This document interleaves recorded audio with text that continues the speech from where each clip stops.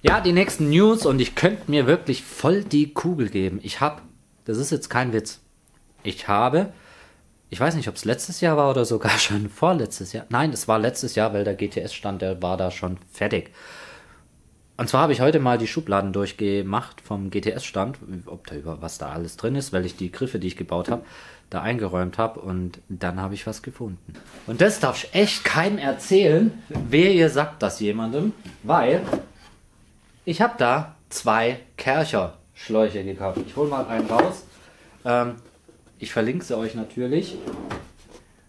Die habe ich gekauft. Ich wollte die euch unbedingt zeigen, weil eins ist Fakt, das ist sofort gebrauchbar für die Makita. Und zwar für die Flachdübelfräse. Ich habe es schon ausgepackt. Jetzt muss ich kurz den Original Kärcherschlauch holen. Und zwar, der ist ja hier immer dran. Und wenn ich jetzt, ihr kennt ja den Beutel, den benutzt man in der Werkstatt eigentlich nicht. Der geht ja easy dran, ne? Will ich jetzt aber meinen Kärcher dran machen, ist es lommelig. Dann habe ich es einmal mit Klebeband festgeklebt. Dann habe ich hier so einen Adapter, den ich mit Klebeband festklebt. Da passt der genau drauf und das Stück passt da drauf. Adapterstück. Ja, kann man sich kaufen. Das hier war jetzt bei diesem Paket mit dabei. Also ich kann es euch echt empfehlen. Da passt der Kärcher zum Beispiel perfekt rein in das Endstück. Ihr könnt runter reduzieren. Dann habt ihr noch das Stück. Und die 2, die sind, wie ihr seht, unterschiedlich groß. Die passen auch ineinander.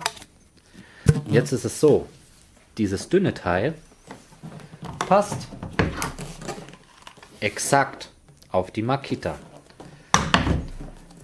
Und dieses Teil passt exakt auf den Kärcherschlauch. So. Das heißt, dieser große störrische Schlauch hängt jetzt irgendwo hier hinten und hier an der Maschine habt ihr einen Brezelschlauch zum Beispiel. Könnt ihr sogar noch mit so in die Hand nehmen, hier rumbiegen und arbeiten, stört nicht. Oder ihr könntet ihn auch hier hinten am Kabelausgang mit festmachen. Und funktionieren tut das Ganze auch noch.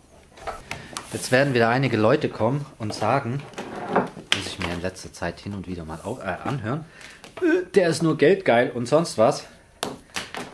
Es gibt Leute, die suchen sowas und wissen es nicht. Dann gucken die meinen Kanal an und finden das. Was für ein Zufall, ne? Und vielleicht schauen sie gerade solche Kanäle an, weil sie da was lernen und etwas finden, weil sie es nicht finden. So. Und dann verdiene ich auch noch Geld dabei, ich Schwein. Ich setze mich auch hin und suche selbst nach dem Zeug. Und wenn ich euch das zeige, ihr meinen Content umsonst anseht, abgesehen von der Werbung, die eingeblendet wird, die Zeit müsst ihr aufbringen, ja, dann verdiene ich was dran. Und so hat jeder gewonnen. Du hast Zeit gespart beim Suchen. Ich habe Geld verdient. Und vor allem, weißt du, ich weiß jetzt gerade nicht, was es kostet, aber wenn das 14 Euro kostet, verdiene ich bestimmt 300 Euro dran. An jeden Teil natürlich, ne? Also, nein. Passt bei mehreren Maschinen. Zur Not könnt ihr das auch noch mehr runter reduzieren. Und ja, einfach ein Tipp von mir. Das hier ist zum Beispiel Absaugung Festool, Oberfräse, Absaugung Bosch Poff, Bastnei. Festool, Minimalspiel. Aber wenn wir das da reinstecken und das da, passt schon wieder. Von daher, ja, ihr seht, also ich laber hier nicht ein Bullshit, sondern ist wirklich so, passt sehr an sehr, sehr viel Maschinen. Und ihr seid ein bisschen flexibler und habt nicht so einen störrischen Schlauch da dran hängen. Guter Tipp oder nicht? Daumen hoch, wenn ja. Daumen runter, hoch, wenn nein. Und dann noch ein Punkt, was demnächst kommen wird, vermehrt wahrscheinlich. Vielleicht werde ich das ein oder andere auch gar nicht filmen. Aber ich will hier komprimiertere Ordnung machen. Auch meine Flachfräsbohrer, meine Scharnierbohrer und Zeug, wo ich in den Schubladen hier habe, kommt dahin. Das untere Leben hier aus der Werkbank kommt wahrscheinlich komplett raus. Vollauszüge raus, rein. andere Schubladen nochmal, bessere Einteilung. Ja, die Hobel, die brauche ich sehr, sehr selten. Die werden wahrscheinlich dann in die Schublade reinwandern, wo sie sauber aufgeräumt sind und nicht verstauben. Schraubzwingen habe ich ja schon mal gesagt, das kommt auch noch, damit da komprimiertere Ordnung ist. Und ja, Meterstab, Spender kommt wahrscheinlich komplett weg. Handschuhe wandern wahrscheinlich auch in die Schublade. Das hat das Zeug, was da nichts zu tun hat. Lieber einen Zangenhalter da an der Wand dran als Handschuhe. Handschuhe brauche ich nicht so oft wie meine Zangen. Also ja, da tut sich was. Und es wird ja jetzt so langsam wärmer. Und da liegen ja schon einige Zeit hier die Zwingen rum. Schon total verstaubt. Viele wissen warum. Für was die sind. Einige Zwingen. Und sind ja nicht alle meine. Da werde ich ja einen Honda-Motor nehmen, oder sieht eigentlich aus wie ein Honda-Motor, ein 6,5 PS Motor war es, glaube ich, oder 9? Ne, 6,5 PS. Entweder wird es was Quad-mäßiges oder was Trike-mäßiges mit einem Auspuff aus einem Feuerlöscher. Ja, also es ist wieder wärmer. Man kann jetzt das Metall wieder anfassen. Das war der Grund, warum ich es nicht gemacht habe. Weil wenn du mit Metall arbeitest im Winter, wenn die Werkstatt mal auf 12, 13 Grad hochgeheizt werden kann, ist das Metall trotzdem noch arschkalt. Und dann hast du keinen Bock, dir die Finger abzufrieren, anzuschlagen und ja. Also deswegen kam das noch nicht, aber es ist jetzt dann in der nächsten Zeit fällig und kommt dann auch. Dann will ich noch mich bei allen bedanken. In letzter Zeit läuft's, oder die letzten 3 Wochen circa, läuft's gut auf meinem YouTube-Kanal. Und an alle Kanalmitglieder, neuen Mitglieder, die mich nicht abonniert haben, aber es tun sollten, aber nicht machen.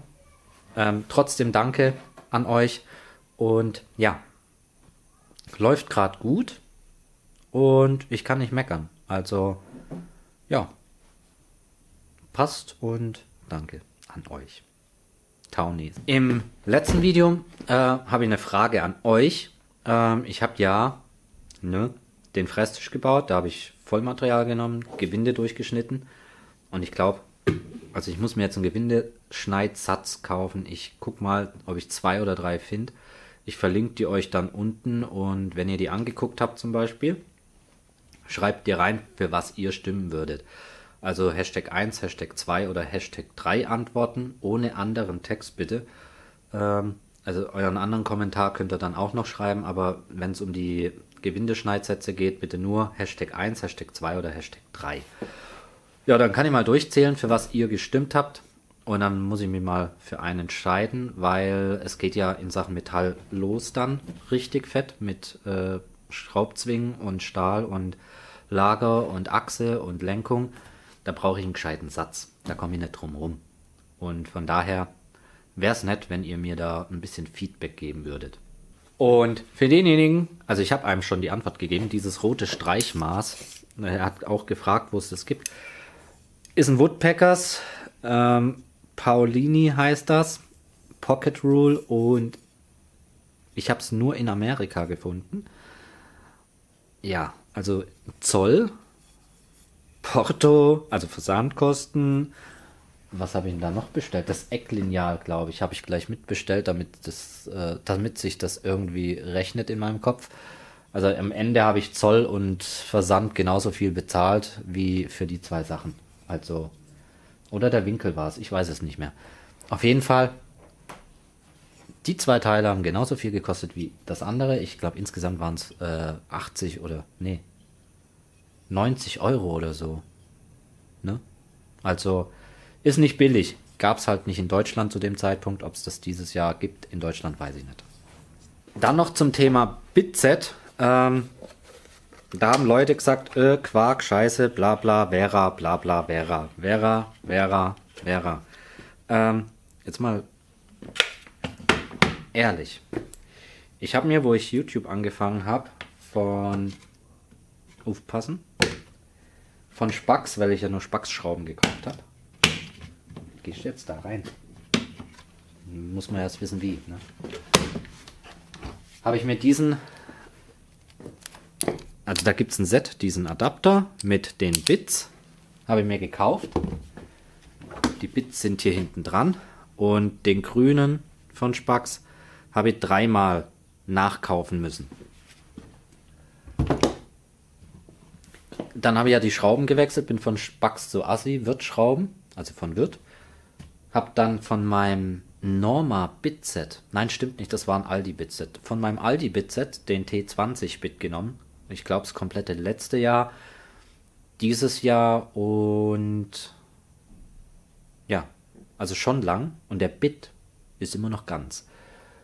Ist jetzt bei mir in der Box und die ist gerade in meinem anderen Rucksack, glaube ich. Hatte ich bei mit dem FC, dem letzten, hatte ja gefehlt in der Werkstatt.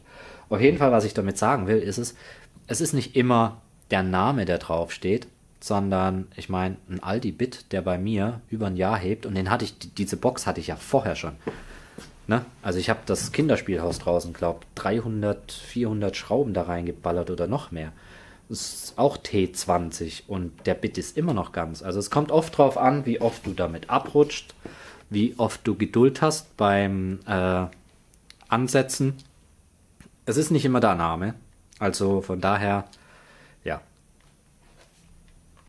Nur mal so eine Meinung oder eine Anregung. Und aufgrund dessen, was ihr gesagt habt mit Vera, das hier ist ein Vera T20, habe ich 2 Stück gekauft. Schauen wir mal, wie lange der hebt. Ich benutze jetzt nur noch diesen hier, so lange, bis er Fuji ist. Ne? Also schauen wir mal. Na gut, das waren jetzt die News. Jetzt habe ich wieder in den Monitor reingeguckt. Das waren die News. Ich hoffe, ich konnte euch helfen mit so einem Absaugproblem. Und ja, wir sehen uns dann wieder bei der Werkstattschau am Dienstag. Also, schönen Sonntag noch. Viel Spaß euch bei dem, was ihr macht. Und ciao.